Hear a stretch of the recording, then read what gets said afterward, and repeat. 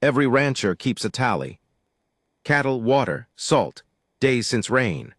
Mine went in a leather-bound book my father left me, and in the fall of 1885, one column in that book stopped making sense. Eggs. 11 days. 11 days of numbers that didn't add up, of hens that weren't laying, of a henhouse door I found swinging open on a windless morning. I figured skunk. I figured bobcat. I loaded a shotgun and sat in the dark with the smell of straw and chicken dust in my teeth, and I waited for something with fur. What I found was a girl, 16 maybe, barefoot in November, holding 3 eggs against her ribs like they were the last 3 things left in the world. I had the gun up. She looked right at the barrel, and then, slow, deliberate, never breaking my eye, she cracked one of those eggs against her wrist and swallowed it raw, shell and all. She was telling me something. It took me a long time to understand what. This is the story of what happened after I lowered that gun. It is not a story about a good man. I want that clear from the start. It's a story about a man who was scared and tired and 41 years old and who did one decent thing almost by accident, and then had to decide over and over whether he was going to keep doing it. There was a war on. There was money in the wrong kind of mercy, and there was something in that barn I hadn't found yet. The henhouse door was open again. 4 in the morning, black as the inside of a boot, the kind of cold that gets in behind your knees. I stood in the yard in my long johns and my father's coat with a scattergun broke open over my arm, and I listened. Rustling, low, careful, wrong. A skunk doesn't care about careful. A bobcat is quick and then gone. This was something taking its time. I snapped the gun closed. That sound, that particular click, is the loudest sound there is on a quiet ranch. Everything in the world stops when it hears it. The rustling stopped too. "Come on out," I said. My voice came out worse than I wanted, thin. "Come on out of there before I make a mess I got to clean up." "Nothing." I want to be honest about the next part, because I've told it wrong before in saloons in the years after when I was younger and liked being the man in the story. The truth is my hands were shaking, not from cold. I'd been reading the Tucson papers same as everybody, and the papers had been full of one word all that autumn, and that word was Apache, and every man in Cochise County was sleeping with something loaded. I pulled the door. The lantern was behind me, so at first she was only a shape crouched down among my hens, and the hens weren't even fussing, which I remember thinking was strange. Judith and Ruth and Anna were sitting there fat and dumb like she'd been coming so long they'd stopped minding. Then she stood up. A girl, 16 years old or near it. Hair chopped short and ragged, cut with something that wasn't scissors. A cavalry shirt 3 sizes too big, cinched at the waist with a strip of blanket. Men's trousers rolled to the knee. And barefoot in November, in country where the ground is nothing but flint and cholla and things that bite. Her feet were the part I couldn't look away from. Black with dirt and dried blood, split across the heel, wrapped in nothing. She had 3 eggs cradled against her ribs. I got the gun up. I don't remember deciding to. It just came up, the way a hand comes up when something's thrown at your face. And she didn't run. That's what broke the whole thing. That's the hinge the rest of my life turned on, and I didn't know it. She didn't run, didn't scream, didn't drop the eggs. She just stood there in that stinking henhouse looking down the barrel of a 10 gauge, and her face didn't change at all. Not brave, that's not the word. I want to be careful here because people always want it to be brave. It wasn't brave. It was arithmetic. She had done the sum already, somewhere out in the dark, days ago, and the sum had come out the same every time, and now she was just waiting to see if the world agreed. Then she did the thing I've never been able to get out of my head. Never, not in 40 years. Still watching me, never once looking away, never once blinking, she brought 1 egg up and cracked it against the bone of her own wrist and tipped it into her mouth and swallowed it. Shell and all. I heard the shell go. That small, dry crunch. Then she stood there with the yolk on her chin and let me look at her. You can't shoot somebody who does that. You can't. She'd made herself into a person right in front of me on purpose in about 2 seconds, and once a thing is a person, you have got to carry the whole weight of it. The barrel came down. My arms just quit. She was past me and gone before the gun touched my leg out the door, across the yard, and over the pole fence like water going over a rock. No sound. That was the part that scared me later. A person running should make noise. I stood in the henhouse for a while after. long enough for the cold to find me proper. Judith clucked and shifted on her nest. There were 2 eggs left in the straw where the girl had dropped them, unbroken. I picked them up. They were warm. I need to tell you about the tally book, because otherwise none of this makes sense. How I knew, how long I'd known, and why I'd been sitting out there in the first place with a gun instead of just letting the coyotes have their due. My father kept a tally book. His father kept one before him back in Ohio. It's a habit like a religion in my family. You write down what happened, not what you thought about it. What happened. April 9, rain 1-4 in Bay Mare Fold, colt dead, wind SW. That's the whole style. My father's book had my mother's death in it, and all it said was Nov 2. Ruth past 4 a.m. ground froze, borrowed pick from Nesmith, not one word about how he felt. I used to think that was coldness. I understand it different now. Some men can only hold a thing if they set it down in a box first. So, Ochoa Wells, my outfit, 42 head of scrub cattle, and a windmill that lied about how deep the water was. 4 miles east of nowhere in the Sulphur Springs Valley, with the dragoons sitting purple on the west horizon like a wall God built, and then forgot to put a door in. And 9 hens. I named them, every one. Judith, Ruth, Anna, Naomi, Delilah. Delilah was a mean little bantam that drew blood off my wrist twice a week, Esther, Sarah, and 2 Rhode Islands I never could tell apart, so they were both Mary. You laugh, Lupe laughed, a grown man naming chickens. But I lived alone 11 years out there, and a man alone starts talking to whatever will stand still, and if you're going to talk to a thing, you may as well know its name. That's all. That's the whole of it. As from 9 hens, that's not a slow month, that's a thief. I checked for snake. Snake takes an egg hole and you'd find the snake, fat and stupid, right there in the straw. I checked for skunk, and skunk makes a mess, shells everywhere, yolk on the walls, hens screaming their fool heads off. I checked the wire, the boards, the roof. Nothing. Nov 3-4 eggs, nothing broke, nothing dug. Door latched wrong 2s plus 3s, it's a person. That's the entry. 5 days before I saw her, I already knew. And here's the shameful part, the part I've never told straight. I sat out there that night hoping it was a person. Because a coyote you shoot and it's over and you're a man doing chores. A person you shoot and you're a man who's done something, and something is at least something. And I was so goddamn bored and so goddamn lonely that on some low animal floor of me I wanted it to matter. Then it mattered. That's the trouble with wanting things. Lupe Arriaga came out from the bunkhouse at first light and found me sitting on the water trough with the shotgun across my knees and my coat buttoned crooked. Guadalupe Arriaga was 63 that year, or he said 63, and he'd said 63 for the 3 years I'd known him. He'd been born in Sonora, worked cattle in 4 countries, had a right shoulder that had been broken and set badly by someone who didn't care, and he rolled his cigarettes so thin they were mostly paper. He was the best hand I ever had, and I never paid him what he was worth. Not once. He looked at the gun. He looked at the henhouse door standing open. You get him? No. Coyote. I didn't answer for a while. The sun was coming up over the Chiricahuas and turning the whole valley that color it turns, that rose gold that makes you forget for about 4 minutes a day that the country is trying to kill you. Girl, I said. Lupe stopped rolling the cigarette. He stood very still, and I watched something go across his face and get put away. How old? 16, 15. I don't know how you tell. Apache. I don't know that either. But I did. I knew from the way she went over the fence. I knew from the way the hens hadn't hollered. I knew from the fact that she'd been in and out of my place for 11 days and I'd never once heard a thing, and I'm a light sleeper, and there is no such thing as luck stretched that thin. Lupe finished the cigarette and lit it and smoked about half of it before he said anything else. There is money, he said. In Sonora there is money was money for the hair. He tapped his own head, 2 fingers almost gently. 100 pesos the men, 50 the women, 25 for the children. I was a boy when they paid this. I saw a man come into Baycochi with a sack. That's Mexico. He looked at me sideways. And Dunlow is not Mexico. That shut me up.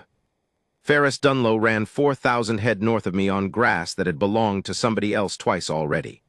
He had money, and 11 riders, and a voice that carried. and he had lost a nephew at a place called Sibq, and he had never once let anybody forget it. When the Tucson papers printed a column about the outbreak, Geronimo and Nate, and about 140 souls gone off San Carlos into the Sierra Madre back in May, and the army chasing them all summer with 5,000 men, and finding mostly rocks, Ferris Dunlow read that column aloud in the Bowie store like it was scripture. Nav 8, wind SW hard, windmill sucking air by 2 p.m. 3 eggs. That's all the book says about that day. But underneath it, small in the corner, in handwriting I barely recognize as mine. She ate it raw, shell too. I want to explain about the eggs. Not the taking, the leaving. 2 days after, I went out to the hen house in the afternoon, and I collected 6, and I stood there holding them, and then I put 2 back in the straw. I did not decide to do this. I want that understood. There was no moment where I sat down and thought about the human soul and the war and the girl's feet. I just put 2 eggs back and walked away, and my hands did it before my head got a vote. And then I went inside and made up a reason. The reason was, a spooked hen doesn't lay. If she keeps busting in there at night and I keep chasing her, my flock goes off, and then I've got no eggs at all, and eggs are half of what a man out there eats between beef. Perfectly good reason. Sound husbandry. I said it out loud to the stove. The stove wasn't convinced either. Next morning there were 4 eggs where I'd left 6. She'd taken 2, only 2, exactly what I'd added. I sat down on an upturned bucket in the hen house and Delilah pecked my boot, and I laughed out loud. One ugly bark of a laugh, alone in a chicken coop in Arizona territory. She was counting. She'd been counting all along, never took them all, never took from the same nest twice running, left the ones that were being set on.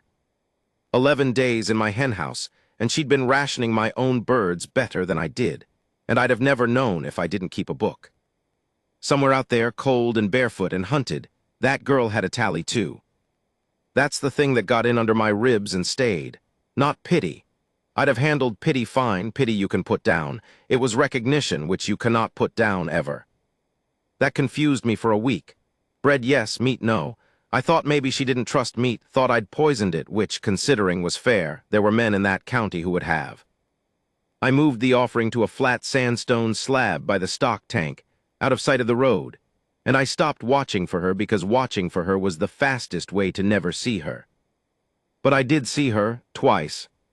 The first time was a long way off, up on the ridge above the tank at dusk, just the shape of a head against the sky, gone the instant I turned my body toward it. Could have been a mule deer. Wasn't. The second time was closer, and it undid me a little. I'd been fixing the float valve on the tank. The thing stuck open and ran the well dry twice a season, and I hated it worse than I hated Ferris Dunlow. And I was flat on my back in the mud with my arm in cold water up to the shoulder, cussing, and I looked up and she was standing about 40 feet off. Just standing, watching me work. Broad daylight. I froze with my arm in the water. She had a hand on the fence post and her weight all on one leg, and she was looking at the valve, at my hands, at what I was doing. The way a person looks when they're trying to learn something and don't have anybody to ask. Her face was thinner than it had been in the hen house. That was 10 days of thinner. I did the only thing I could think of. I kept working. I made a show of it, talked out loud the way I do to the hens.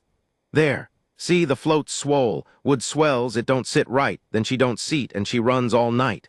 And I turned it over so she could see, and I set it down on the rim of the tank and stepped back 3 paces and put my hands where she could see them. She didn't move. We stood there maybe 2 minutes, which is a very, very long time. Then she said something, 4 or 5 words low in a language I did not have 1 syllable of. I said, I don't know what that means.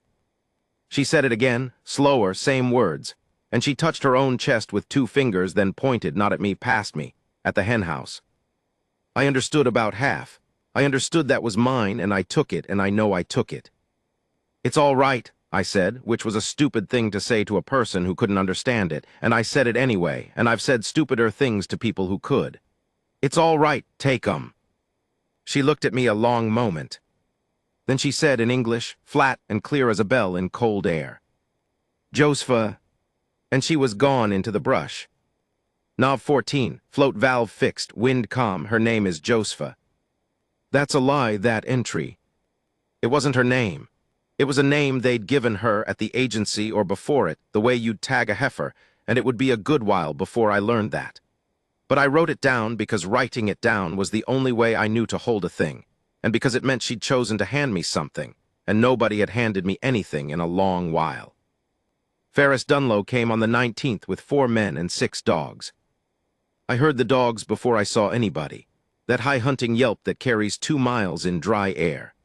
I was mending the corral gate, and I stood up with the hammer still in my hand, and my whole stomach went to water, and that's how I found out what I'd already decided, days back, without ever putting it to a vote. They came into the yard, and the dogs went straight for the henhouse. Cleve, Dunlow didn't get down, he never got down, he liked the height. Big man, red-faced, good hat. You seen anything? Seen a lot of things, Ferris, narrow it. Don't be cute, he nodded at the dogs, who were going frantic at the base of the henhouse wall. Tracks up on my north tank, barefoot. Little came in for water and went out again, and whoever it was knows how to walk on rock. He leaned over the horn. There's a bunch of 'em off the reservation still. Bunch that broke with the old man in May and never come back. Army says 12, maybe 15 loose in the dragoons living off what they can steal. One of his riders, a kid 19 with a face like a wet sheet, said, "Sir, the dogs." I see the dogs. Dunlow looked at me. And here is the moment. Here's the one I'd take back if any of it could be taken back, and also the one I'd do again, and I have never been able to hold both of those at once, but I've had to. I could have said, "There's been someone in my henhouse 11 nights running." That's all, 8 words. Perfectly true, no lie in it, just a man reporting a theft to his neighbors, and then it would have been out of my hands. 6 dogs and 5 men and 100 square miles of rock, and I'd have gone in and made my coffee, and I'd have been a man who'd done nothing but tell the truth. I said, "Skunk's been at 'em." Dunlow's eyes came down and sat on me. "Skunk. Big one been after my eggs a fortnight. Dogs smell him. He dens under there."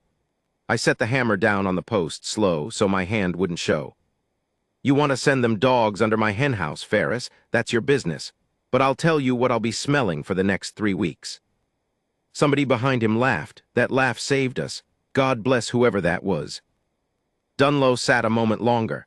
He wasn't stupid. That's the thing everybody gets wrong about men like him. He knew something was crooked. He just couldn't find the edge of it. "You're out here alone, Cleve." "I've got Lupe." "You've got an old Mexican and 9 chickens." He gathered his reins. "There's $40 in Bowie for anybody brings word that pans out. $40 and the Army pays it and nobody asks you anything after." "That's a lot of money." "It is," he turned the horse. "It's more than you make in a season on that grass, and we both know it." They took the dogs and went, and I stood in the yard until the sound of them was gone off the edge of the world. And then I sat down on the ground right where I was, in the dirt, in front of my own gate, and put my head between my knees like a man about to be sick. Lupe came out of the barn, where he'd been the whole time. He didn't say anything. He handed me his canteen. After a while I said, "You heard." "I heard." "You going to tell me I'm a fool?" Lupe crouched down beside me with his forearms across his knees. That way old vaqueros can sit for an hour and never seem to be holding themselves up. "My sister," he said, "was taken from a rancho outside Fronteras when she was 9 years old. In 1831, I was 4. I remember the goats got out and nobody caught them for 2 days because nobody could stand up." I looked at him. "Apache. She. Then how in hell are you not up on that horse with Dunlow?" He was quiet for a while. He watched the dust settling out on the road. "Because I have thought about my sister every day for 54 years, he said, "and in 54 years not one time does killing a girl for eggs bring her back to the house." He stood up. His knees cracked. "That is the whole of my philosophy, Patron. I am not an educated man." He went to get the horses in. Nav 19. Dunlow, 4 men, 6 dogs, told him skunk, wine still, 4 eggs. That's all the book has. I sat with the pencil over it for a long time that night trying to find the words for the rest of it, and there weren't any. And my father's blood in me said write down what happened. So I wrote down what happened, and the rest sat in my chest where it's been sitting ever since. It got cold after that. Real cold. The kind that comes down off the Chiricahuas in the last week of November and puts ice on the trough at dawn, and makes the cattle stand around in a stupid huddle looking betrayed. Food kept disappearing off the slab. I got bolder. Coffee once in a tin cup, the cup came back set neatly on the rock which about finished me. Beans in a lard pail, an old blanket folded which I left with a rock on it against the wind. The blanket vanished inside an hour. I'd never seen anything go that fast. But the tally book has this, and I remember writing it, and I remember the cold going through me while I did. Taken it all before, not once in a month, not when she was starving in my hen house in November with no shoes on. Something had changed, and I didn't know what, and I lay awake with it. I told myself, the cold. She's got to eat more in the cold, anybody does, perfectly good reason, sound reasoning. Same voice that told me about the spooked hens.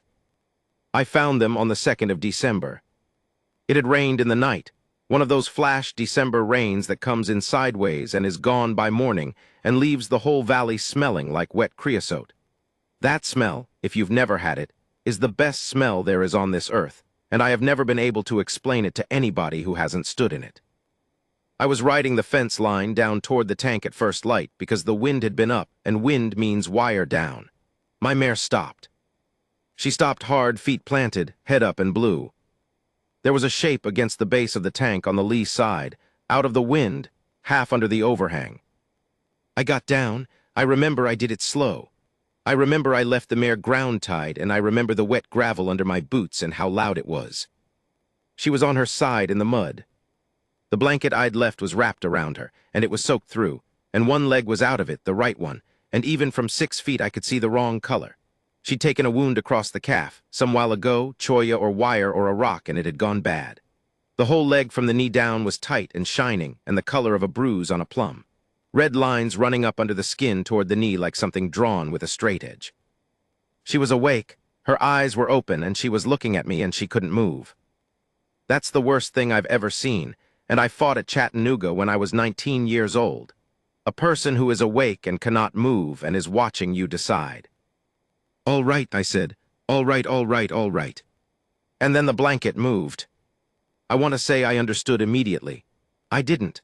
For about 3 full seconds I thought it was her hand, or a bird had got in there, or I'd lost my mind, and then the corner of the blanket came back and there was a face. A little boy.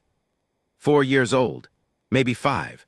Round-cheeked in a way she was not, in a way nobody out there in December was, and that's what told me the whole story right there in one piece, all at once, like a wall coming down. That's why she took all the food. That's why she'd never taken it all before, and then took all of it, every crumb, and why she'd been counting my hens like a bookkeeper for a month. Because for a month it had been one mouth, and then it stopped being one mouth. She hadn't been feeding herself. Every egg, every strip of bread off that rock. All of it had been going into that boy, and she had been walking barefoot on a leg full of poison across 4 miles of flint in the dark to get it. And she had sat in my hen house with a shotgun in her face and eaten one raw egg, one, in front of me, to show me she was hungry, to buy the rest of them for him. The boy looked at me. He didn't cry. That was the thing. He'd been taught not to, or he'd learned it the hard way somewhere, and a child that age who does not cry when a strange man appears is a child who has been through something that ought not to exist.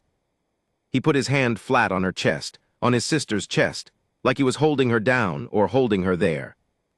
I got my hat off. I don't know why. It's what you do in church. "Joseph," I said. Her lips moved. Nothing came out the first time, then cracked barely anything at all. "Ende," she swallowed. "Not Joseph, that is the name they," her eyes closed and opened, slow, like it cost money. "Donnie." "Donnie," I said. "Donnie," she said. And then she looked at the boy and back at me, and she said the only other thing she said that morning. And she said it in English, carefully, like she'd been building the sentence in her head out on that ridge for a month, waiting for a day she'd need it.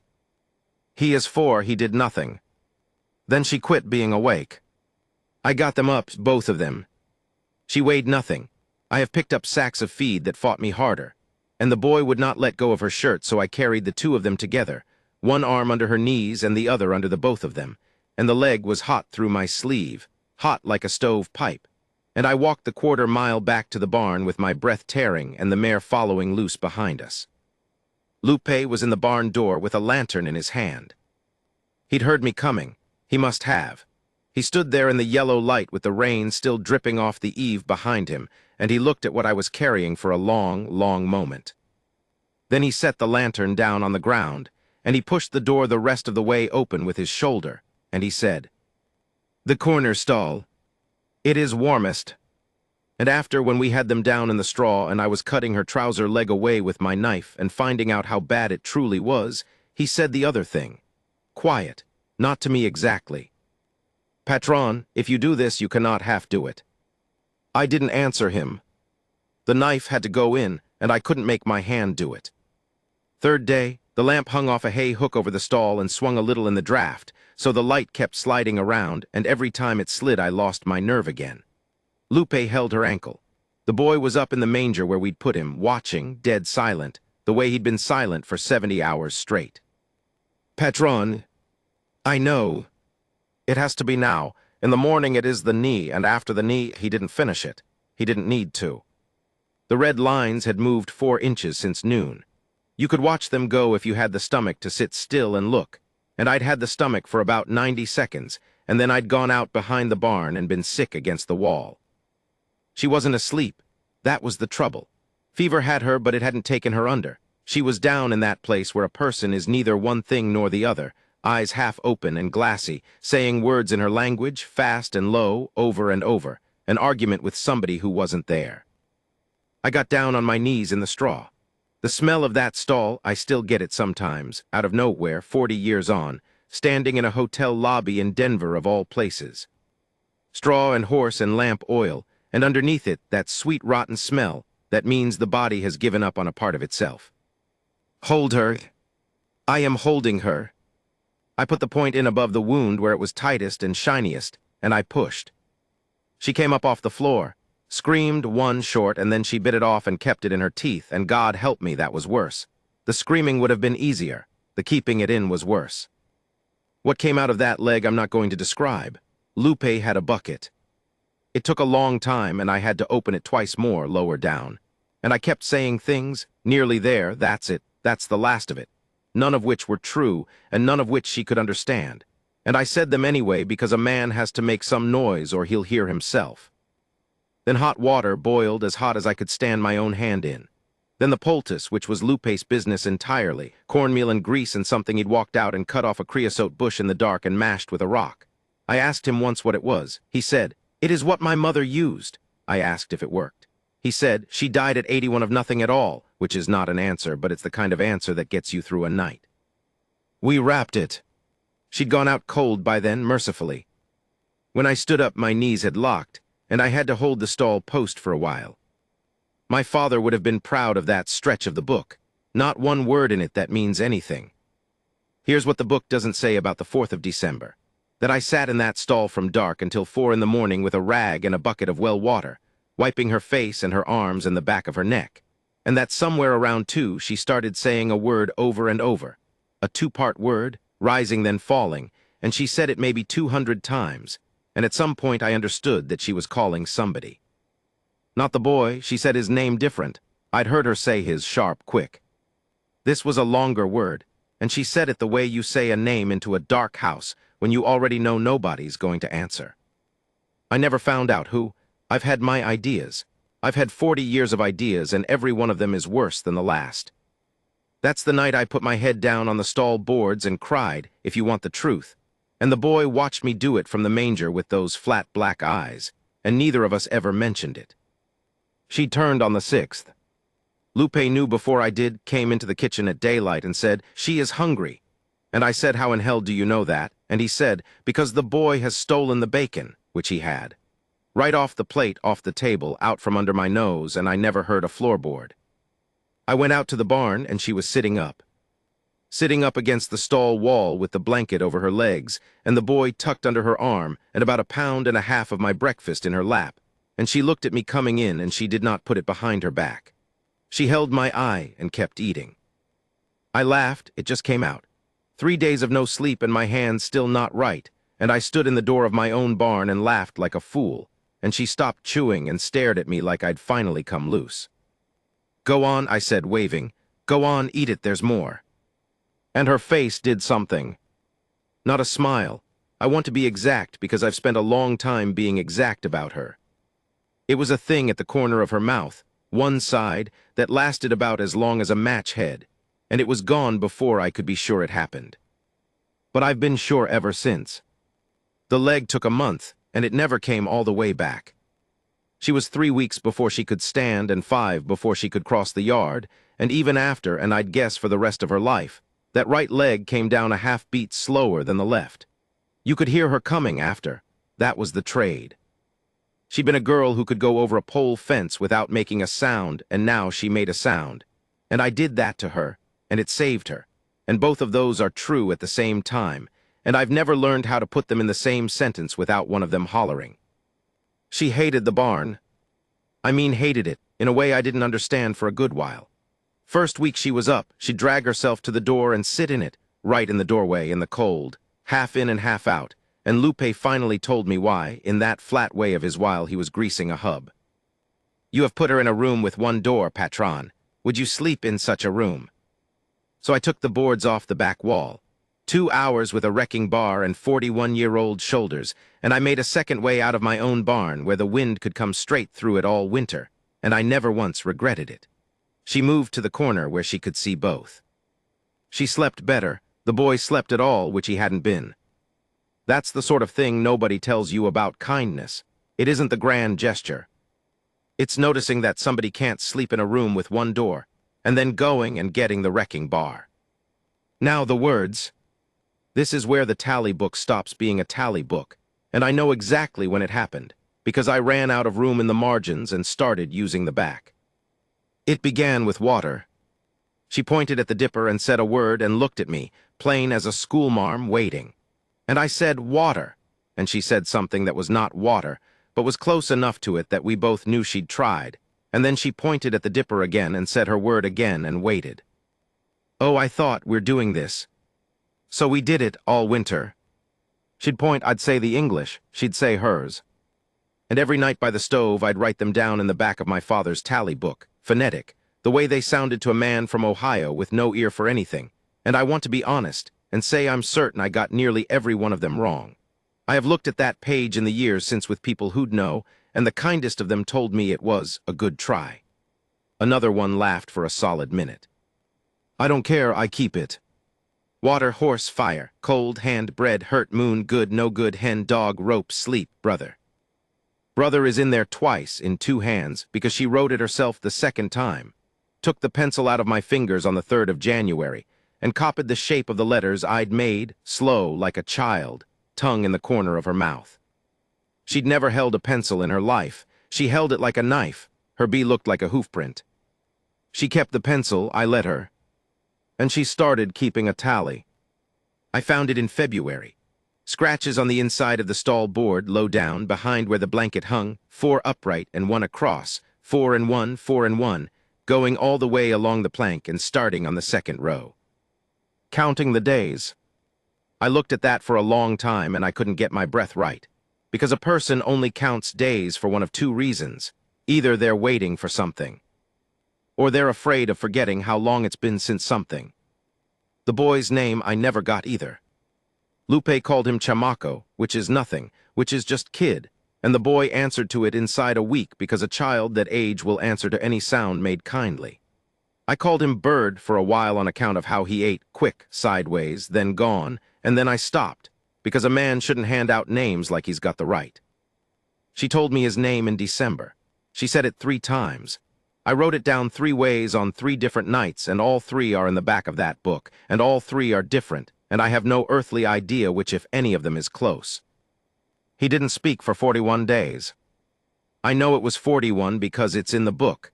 Not the fact of it, the book doesn't editorialize, but I can count from the 2nd of December to the 12th of January. Here's what happened on the 12th of January. Delilah, my mean little bantam, the one that drew blood off me twice a week for 4 years, got up on the workbench in the barn where I was fixing a latch and went for my hand like she always did. And I said what I always said, which was, Delilah, you miserable, and I flapped my hat at her. And a sound came out of the manger. A giggle, one, small and wet and startled like it got out before he could catch it. I did not turn around. Every instinct I had said turn around, and I stood there with my back to that manger and my hat in my hand, and I fixed that latch for another 20 minutes, slow, humming, while Delilah stalked up and down the bench looking for a piece of me. Because I knew, I don't know how, I've never been a clever man, that if I turned around and made a fuss, he'd put it back wherever he'd been keeping it, and it might be another 41 days. Jan 12, latch fixed, wind light, Delilah is worth what I paid for her.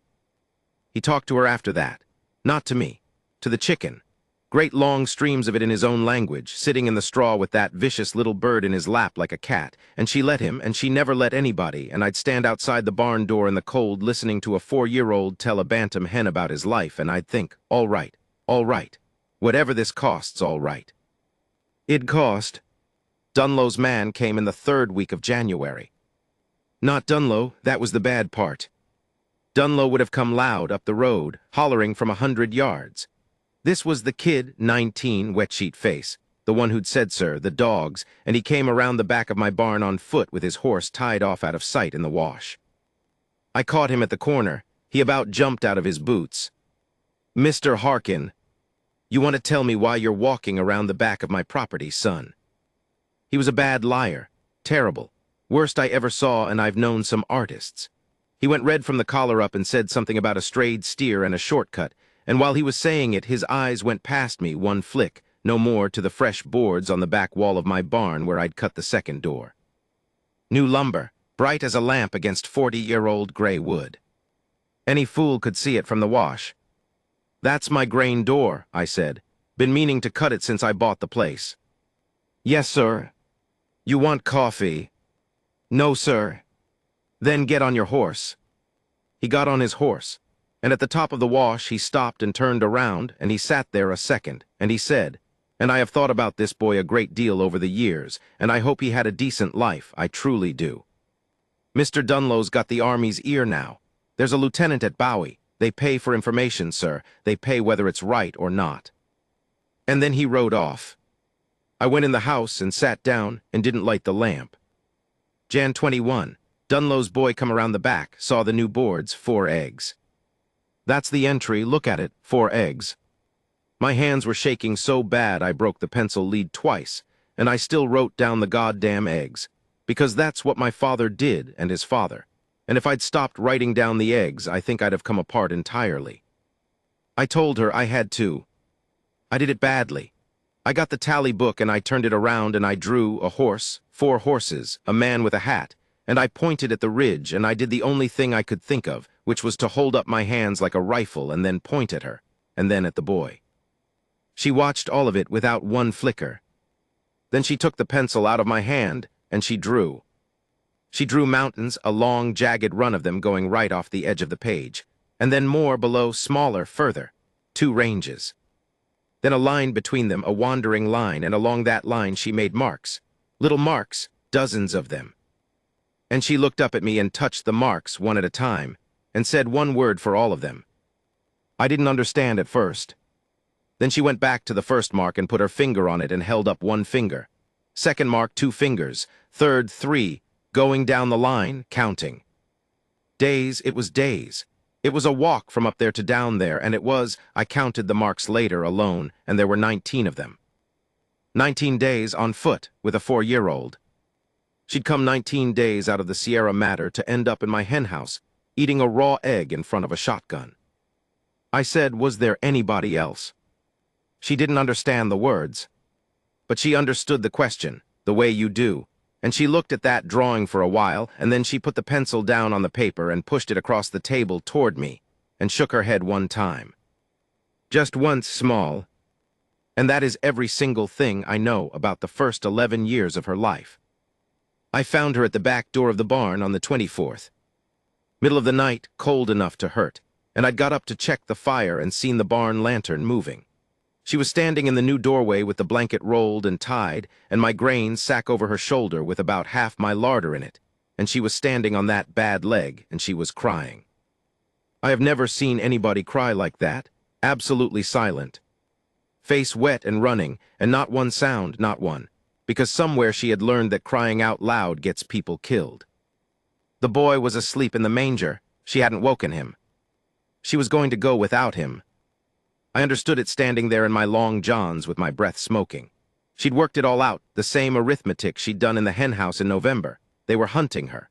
A girl 16 off the reservation, that's a story a man can tell for $40. A 4-year-old in a rancher's barn is just a kid. Nobody's story, nobody's money. If she was gone, and they came, there'd be nothing here but Cleveland Harkin and his old Mexican, and a little boy that could be anybody's. She was going to walk out on that leg into the Dragoons in January, and die out there on purpose so that the sum came out different.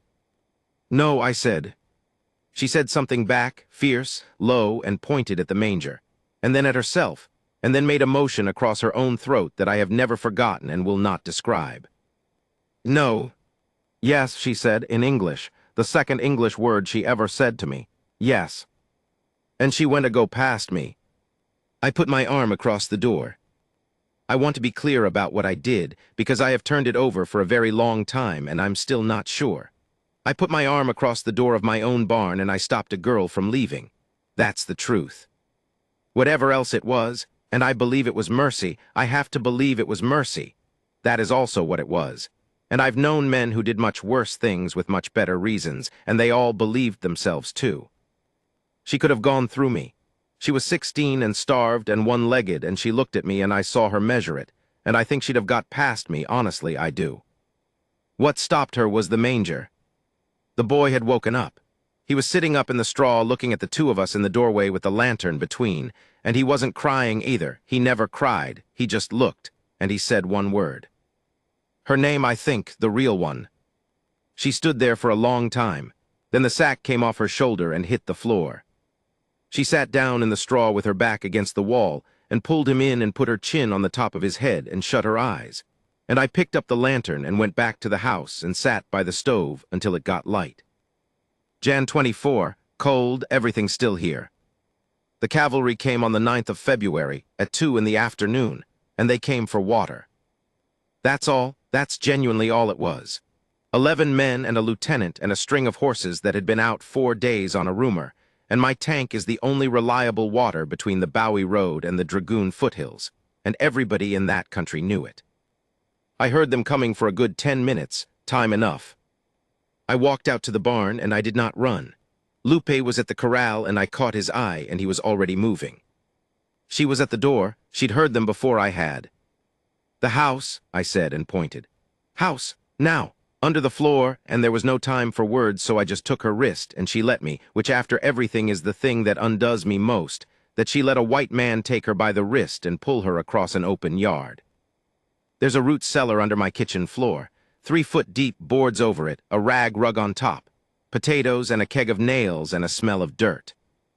I got the boards up. She went down first and I handed the boy after and his eyes came up at me out of that hole and I said, "You're all right. You're all right, bird." And I put the boards back and dragged the rug over and set a chair on it. Then I walked out and filled my pipe and couldn't get it lit because of my hands. The lieutenant was named Prather, and he was about 26, and he had a sunburn like a boiled ham. And he was, I think, a decent enough man in the way that decent men are exactly as dangerous as anybody else when they've got orders. "Mr. Harkin, we'd like to water." "Help yourself, tank's low but the well's honest." "Obliged." They watered. 11 men, 40 minutes, the whole yard full of noise and dust and stamping and men complaining about their feet. And I stood there and talked about grass and beef prices and the January storm, and I do not remember one word of it. There were 4 scouts with them. Apache scouts. The Army had them all through that campaign, and they were the only reason the Army ever found anybody at all. And they wore the coat and the number and the red headband. And they were White Mountain and Chiricahua and Tonto and God knows. And I did not understand one single thing about what that must have been. 3 of them stayed with the horses. The 4th walked over toward my barn. I saw him go. There was a wagon between us and a man asking me about a gelding, and I could not just leave off talking and run across the yard, because that is a confession, that is the whole thing lost right there. So I stood and answered a question about a horse's hocks while a man walked into my barn. He was in there 4 minutes. I counted 4 minutes. He came out and he had a look on his face like a man who set something down. And he walked over to Lieutenant Prather and he said something short, and Prather said, "Nothing." And the scout shook his head once. "Nothing." Now, in that barn at that moment, there was a manger full of fresh straw with a hollow pressed in it the exact size of a child. There was a folded blanket. There were tally marks scratched on the inside of a stall board, 4 and 1, 4 and 1, running along 2 rows. There was a corner rigged so a person could see both doors. There was a grain door cut in the back wall in bright new lumber with a worn path leading out of it into the brush. And there was a bantam hen sitting in the straw of the manger like she was waiting for somebody. That man was a scout. Tracking was not his job. It was the entirety of his existence and the reason he was alive and in that coat. He could read the ground the way I read the tally book. He read every bit of it. I know he did. I have never for 1 second believed otherwise. He walked out and said nothing. They rode at 3:30. Prather thanked me and said if I saw sign to send word to Bowie, and I said I surely would, and I stood in my yard and watched the dust go north. The scout was last in the line. At the top of the rise, he turned his horse, just for a second sideways, the way you do when you're checking your string, and he looked back at my barn. Then he was over the rise and gone, and I never saw him again, and I do not know his name. I got the chair off the rug and pulled the boards, and she came up out of that hole with the boy in her arms. And the 3 of us sat on my kitchen floor in the dirt, and the potato smell, and nobody said anything at all. Feb 9, 11 troopers plus LT, Prather watered, 4 scouts, rode north 3:30, tank down 2 FD. That's it, that's what the book says about the worst hour of my life. Underneath, small in the corner, in that handwriting I barely recognize. He looked in the barn. 3 weeks later, Ferris Dunlow rode into my yard alone. No dogs, no men. He got down off his horse, which he had never once done in 11 years, and he stood in my yard turning his good hat around in his hands. Cleve. Ferris. He heard it. There's no version where he didn't. A child's laugh carries different than any other sound on a ranch. It doesn't belong to the wind or the stock or the wire, and your ear grabs it. Ferris Dunlow stood in my yard with his hat in his hands, and something went across his face, and then he looked down at his boots and kept turning that hat. I got my thumbs in my belt, so my hands would have somewhere to be. "Ask it," I said. He took a while. The windmill ran and quit and ran again. "My wife's dying," he said. That was not the question. I want to be honest. I stood there for probably 4 seconds with my mouth working like a fish, because everything in me had been braced for a different sentence, and the brace had nothing to push on. "Ferris, it's her stomach. Doc Sowell and Wilcox says it's her stomach and there's nothing, and I've had 2 men out to Tucson and 1 to Silver City, and they all say the same thing in different words and take my money for it." He looked up. His eyes were red-rimmed, and I'd never seen that either. "Your man, the old one, Arriaga. Lupe. They say he doctored a boy of Nesmith's that had the blood poison in his arm and the arm still on him. They say he knows plants." I stood there. "I'm not a fool," Dunlow said. "I know what I look like coming out here. I've called that man an old greaser to his face in the Bowie store, and he heard it, and I know he heard it." He put his hat back on and took it off again. "She's 44 years old, Cleve. We were married in Missouri. He stopped. He didn't finish it. He was a hard, loud, dangerous man, and he could not finish a sentence in my yard. And behind me the boy laughed again, and Delilah squawked, and Dunlow's eyes went to the barn and came back to me. Here it is. Here's the place where the whole thing balanced on a knife, and I had about 2 seconds. I could have said that's Lupe's grandson from Fronteras, ready-made. He'd have swallowed it right then in that state, wanting something from me. I didn't. I don't know why. I've had 40 years and I still don't. Maybe I was just tired. Maybe you can only carry a lie so far before your arms give out, and mine had been out since November. Maybe, and this is closest, I think, I looked at a man whose wife was dying, and I understood that we were both standing in front of something we could not fix, and it seemed obscene to lie to him about my barn. "Go ask him yourself," I said. "He's in the corral, and Ferris, you'll take your hat off when you do it." He looked at me a long moment. Then he went and asked him, and I watched from the porch. Big man, standing at the rail with his hat in his hand, talking to a 63-year-old vaquero with a bad shoulder. It took a while. At one point, Lupe just looked at him and let a silence run so long I could feel it from 30 yards. Then Lupe nodded and went to get his coat. He was gone 11 days. He came back with nothing much to say about it. Wilhelmina Dunlow died in April, at the end of it, but she died with less pain than she'd have had otherwise. And she died at home instead of in a wagon going to Tucson to see another man who'd take the money and say the same thing. Dunlow never once asked me about the barn. Not that day, not ever. Not in the 8 years he lived after, and he had every reason and every chance and $40 worth of motive sitting there for the taking. I've thought about that more than I've thought about almost anything else in my life, and the conclusion I've come to is this: mercy isn't a thing you have. It's a thing that gets handed around. Somebody hands it to you at a bad moment and you're stuck holding it, and eventually you have to hand it to somebody else or it rots in your hands. Lupe walked into that man's house and did what he could for a woman who'd have crossed the street to avoid him. And Ferris Dunlow spent the rest of his life not asking a question. That's the whole transaction. Nobody ever said a word about it out loud. Spring came the way it does out there. All at once, obscene, the whole valley going green for about 9 days, and then thinking better of it.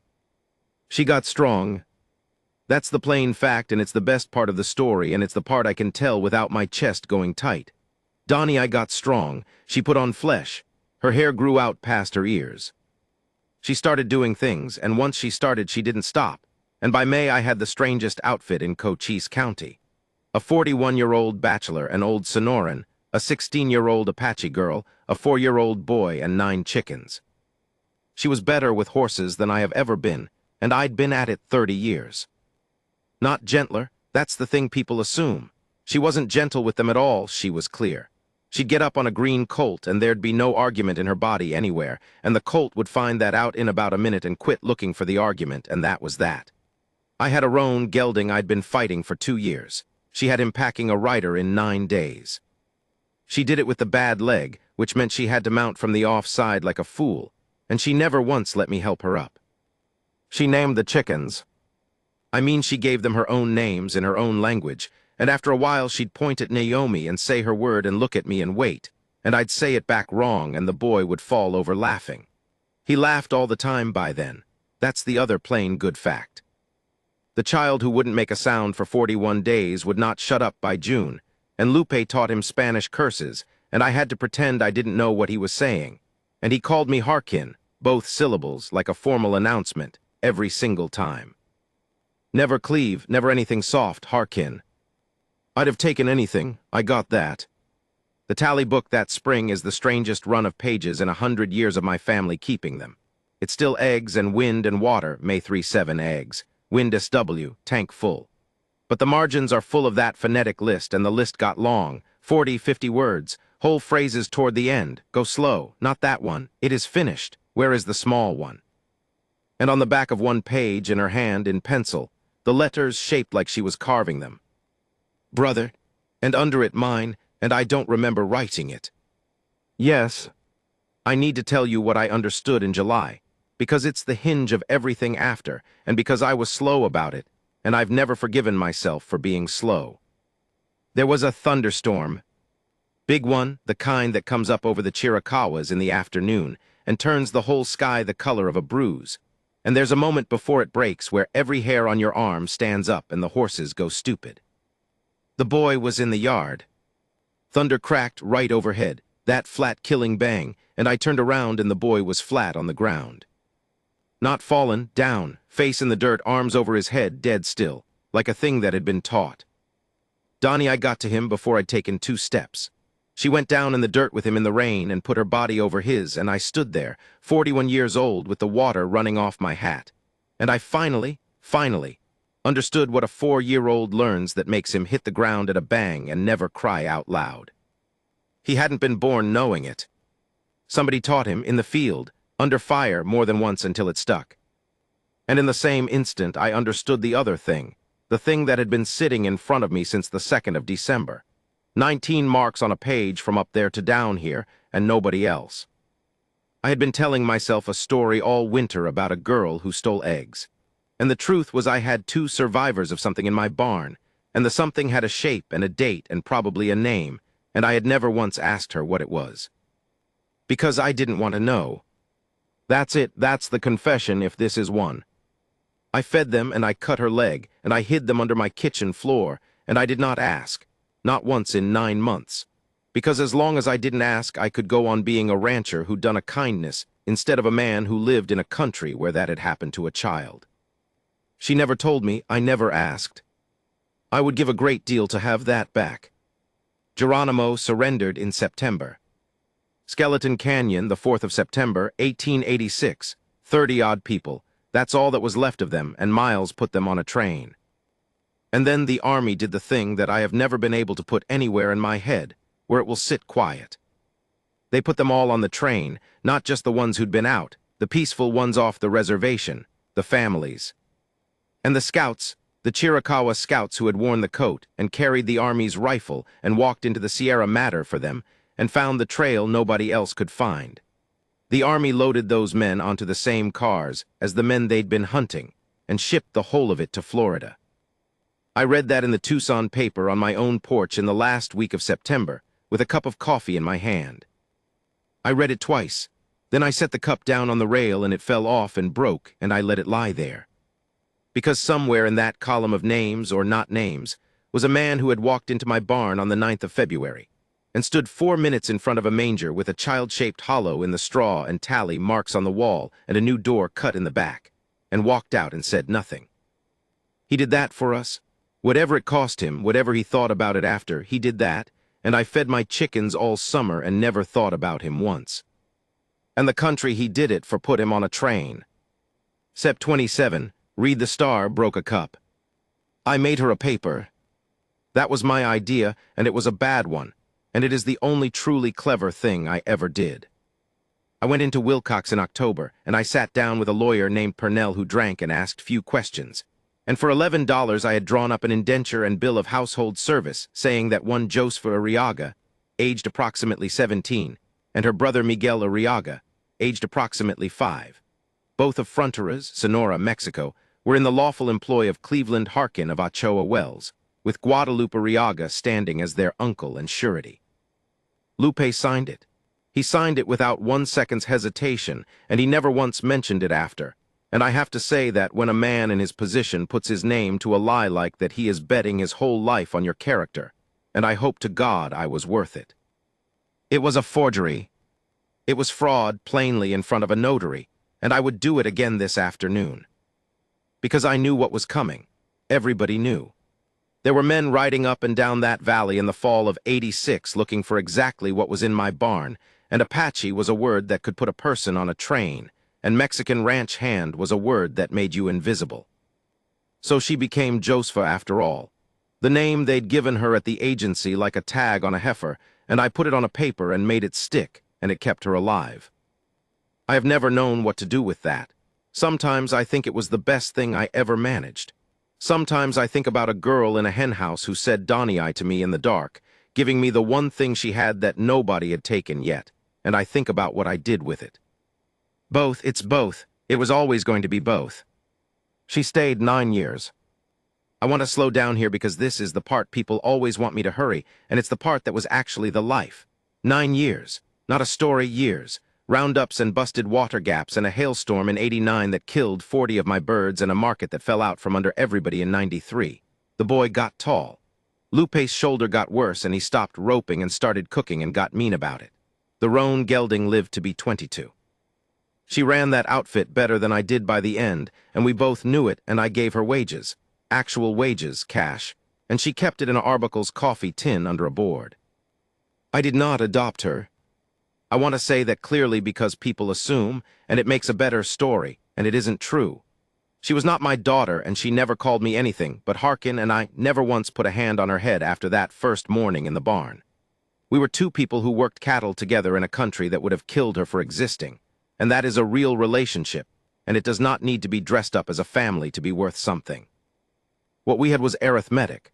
She'd done a sum in a henhouse in 1885, and it had come out different than she expected, and every year after was her checking the figures again. They came out the same every year. That's all a life is mostly. She left in the spring of 1894. There was a man There's not much to tell, and what there is isn't mine. He was White Mountain, working cattle for an outfit up by Fort Thomas, and he came through with a gather in September of '93 and came back twice more on no particular business. And I am not so old and stupid that I couldn't see what was happening in my own corral. She told me on a Tuesday, standing at the fence, not looking at me. I said, when? She said, after branding. And I said, that's fine. And my voice did a thing, and she heard it, and she still didn't look at me. And I have never been so grateful to anybody for anything as I was for her not looking at me right then. The boy was 13. He went with her, which was correct, and he shook my hand at the gate like a grown man and said, "Hearken," both syllables formal, and then he ruined it by hugging me so hard he knocked my hat off. She rode out on the roan. I gave her the roan. It wasn't a gift, exactly. He was hers and had been for 8 years, and the paperwork was just catching up. At the top of the rise, she stopped and turned the horse sideways, the way you do when you're checking your string. She looked back at the barn. Then she was over the rise. I got 2 letters. 2 in 18 years. The first in 1897, written for her by somebody with a good hand, a boy born healthy, and 11 words at the bottom in that carved pencil shape I'd have known anywhere. The leg is good in summer. The hens are named. I laughed for about a minute, and then I didn't. The second came in 1912, and it was from her son, who was 15 and wrote better English than I do. And it said that his mother had passed in the winter, and that she had wanted him to tell me, and that she had kept something and he was sending it. It was a pencil, worn down to about 3 inches, sharpened with a knife, the wood chewed at one end. The one she took out of my hand on the 3rd of January, 1886. I am 81 years old, and I live in a room in Wilcox above a hardware store, and my nephew's wife brings me my dinner, and there are only 2 things in this room worth anything. One is a 3-inch pencil. The other is a leather-bound tally book that has my father's handwriting in the front and mine in the back, and a page in the middle where somebody who never went to school wrote the word brother in letters shaped like hoofprints. People ask me about it. There's a fellow from the university at Tucson who's been out twice with a notebook, and he's a nice young man, and he asks good questions, and he wants me to say a certain kind of thing. He wants the moment. He wants me to tell him about the hen house and the raw egg and the shotgun coming down, and how I knew right then that I was doing something. I didn't know anything. That's what I can't make him write down. I put 2 eggs back in the straw because my hands did it before my head got a vote. Then I did it again the next day. Then I lied to a man about a skunk because I didn't want to be the sort of man who tells the truth in that particular way. Then I cut a door in my barn because a girl couldn't sleep. It was never one decision. It was 400 small ones, and I got most of them right by accident, and some of them I got wrong, and I'm still not sure which were which.